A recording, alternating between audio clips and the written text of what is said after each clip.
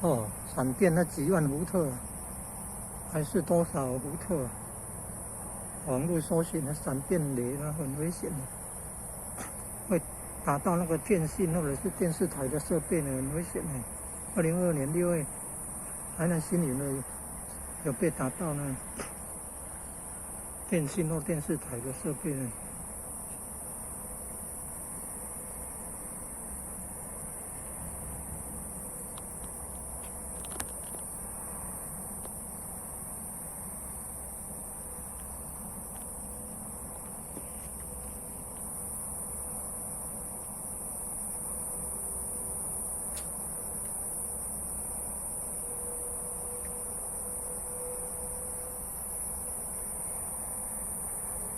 5秒钟原则，看到闪电，然后听雷的声音，5秒钟以内就到了，就有雷声，那表示很近了，很危险，不能在大树下，还不能突出地面，所以要跪着或者是那个趴着，你看，哦。